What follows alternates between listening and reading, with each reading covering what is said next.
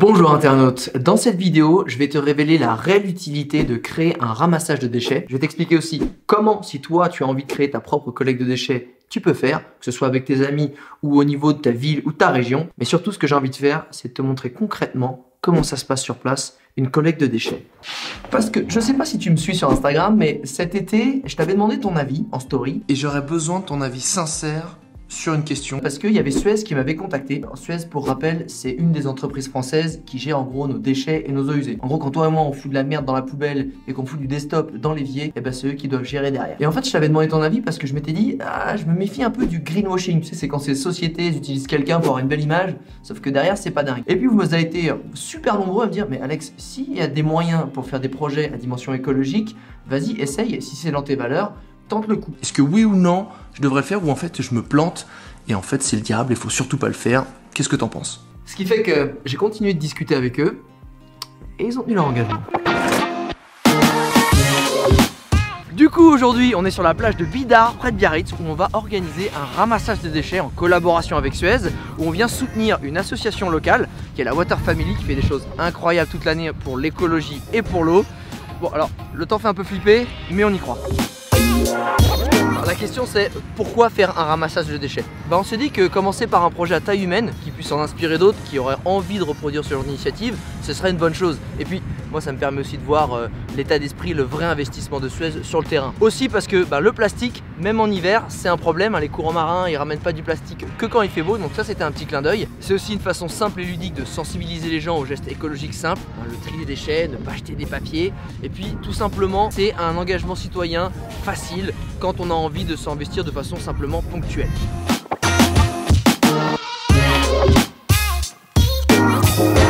On va se mettre au boulot, l'air de rien, on est là pour ça.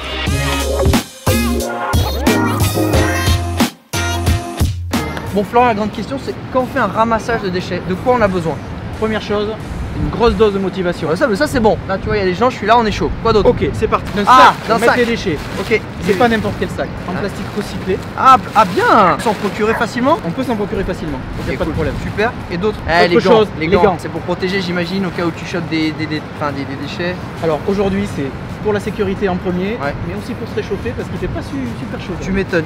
Alors potentiellement prends des gants que tu peux réutiliser, pas des trucs plastiques que tu jettes après. Quand même l'idée c'est quand même de faire attention au plastique. En plus ceux-là ils sont en coton bio et made in France. Ah ça on aime. Par contre, qu'est-ce qu'on fait des déchets une fois qu'on les a ramassés? Alors aujourd'hui les déchets qu'on va ramasser, on va les mettre dans des bacs à marée qui ont été installés par la collectivité. C'est quoi des bacs à marée? C'est des bacs qui sont faits justement pour que quand les gens sont sur la plage, ils puissent venir les mettre. C'est nouveau, ça a été mis en place en mai et Bidart était une des premières collectivités à l'avoir mis en place. Ah donc tu as des grands bacs et en fait une fois que tu as ramassé tes déchets, même si tu es là pour la journée, tu mets ça, tu as des bacs à marée. Exactement. Génial. Donc tu peux collecter aussi quand tu vas à la plage le reste de l'année en mettant tes déchets dans le bac à marée. Génial. Ce bac à marée ensuite, il est trié et les déchets sont recyclés et valorisés. C'est ça qu'on aime. Bon maintenant il n'y a plus qu'à aller chercher. C'est bon, t'es prêt? Allez viens Antoine, on y va.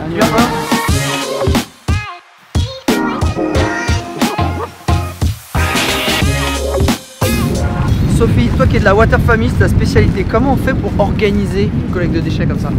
Alors, il y a plusieurs solutions. Soit on y va spontanément, tu te balades sur la plage et puis tu peux ramasser avec un petit sac en faisant attention à pas se couper. Il n'y a pas besoin d'une autorisation spéciale pour arriver avec des potes et faire ça? Non, quand c'est citoyen, tu viens, tu ramasses tes déchets, tu les mets dans les bacs à marée et voilà. Et tu as fait et toi tu fais quoi de ta journée? Tu as fait une belle journée, tu as fait une petite action. En fait, la Water Family, c'est pas que des ramassages de déchets, c'est plein d'éco-gestes au quotidien, c'est un peu ça? Ouais, c'est l'idée de se dire, dans l'idée du et toi tu fais quoi? C'est qu'est-ce que je peux faire de simple moi? Donc ça va aller de prendre une gourde plutôt qu'une bouteille en plastique. Ouais. Ça va aller évidemment de ramasser les déchets. Le lundi. Une paille en inox au lieu des pailles. Alors pas de paille du tout, hein. On peut très bien boire le mojito sans paille, on va lancer une nouvelle mode, tu vois. Ça c'est une bonne idée. Cul sec direct comme ça, voilà. Ça c'est mon éco-geste. C'est ça, c'est mon éco-geste. Voilà. J'ai pris une cuite sans paille, voilà. On aime ça.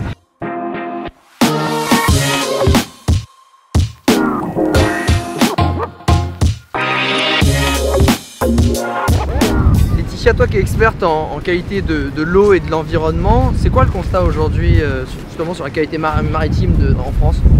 Donc la qualité de l'eau, ça s'améliore d'un point de vue microbiologique grâce au dispositif, l'amélioration des dispositifs de collecte, d'assainissement. En revanche, sur la question des déchets flottants, on en ramasse de plus en plus et localement, du coup, on s'est organisé pour faire un projet de coopération transfrontalière sur le ramassage des déchets en mer. Ah, c'est-à-dire qu'il y a des bateaux, vous avez mis en place un ramassage par vous-même des déchets flottants par des bateaux? Oui, voilà, en fait le but c'était, il y a des bateaux qui ramassaient déjà les déchets de manière ponctuelle et localisée. Le but c'était de faire ensemble la même chose de manière un peu plus professionnelle, hein, de mettre en commun les dispositifs de collecte. Donc là ça commence à, dans l'esprit des gens et des collectivités à mettre les moyens pour vraiment faire quelque chose contre la pollution. Ça fait un moment déjà qu'ils mettent les moyens pour ramasser en mer, ils mettent des moyens sur les plages avec le ramassage à pied, le ramassage par engin. Tout ça, ça se faisait, mais aujourd'hui dans le cadre d'un projet européen, LIFELEMA, on a coordonné tout ça en fait. On fait plus que ça chez nous, on fait aussi ça en main dans la main avec les gens d'à côté, avec les pays d'à côté. C'est ça, cool. Tout à fait. Eh ben, génial, c'est plutôt une bonne nouvelle. Ça, voilà.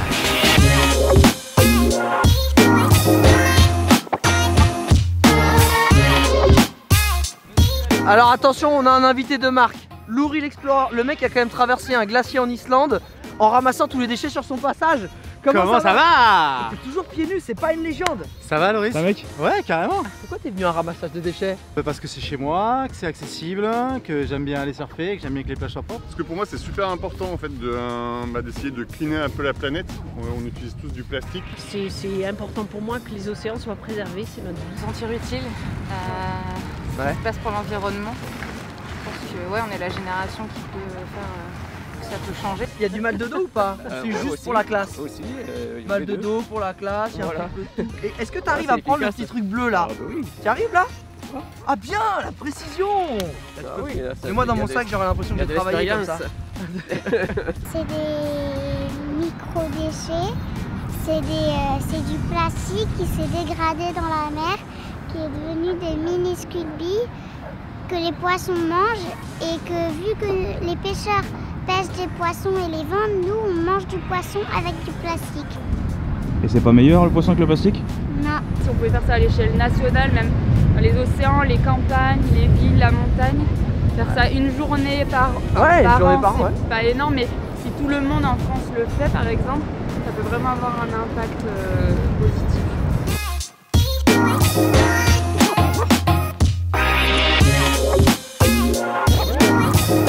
Bon internautes, je crois qu'on sait tous qu'aujourd'hui la planète elle est en train de suffoquer, que ça va pas bien. Mais je crois qu'au lieu de s'apitoyer sur notre sort et dire oh mon dieu ça va pas, faut juste essayer de faire des actions à notre échelle. Et c'est ce qu'on a essayé de faire aujourd'hui, c'est de faire une petite action, un ramassage de déchets. C'est pas ça qui va sauver la planète, mais c'est juste de se dire, on habitue un peu tout le monde à se dire qu'on a des petits gestes qui vont bien. Et puis vu qu'on a fait ça, peut-être d'autres le feront. En tout cas j'ai vraiment apprécié la Water Family qui fait ça au quotidien, c'est leur ADN, ils adorent, on a été venus les aider. Suez a fait un super boulot d'organisation. Et moi quand je vois ça, je me dis qu'il faut quand même préserver l'océan, parce que dans l'idée, qui dit océan dit eau, et qui dit eau dit dit baignade. Loris, tu viens ou pas toi? Je filme, après on verra. Ok d'accord, je vois. Il y a un moment tu vois, faut profiter de l'instant présent, faut en profiter. Enfin tu vois, il y a de l'eau, on y va, c'est parti.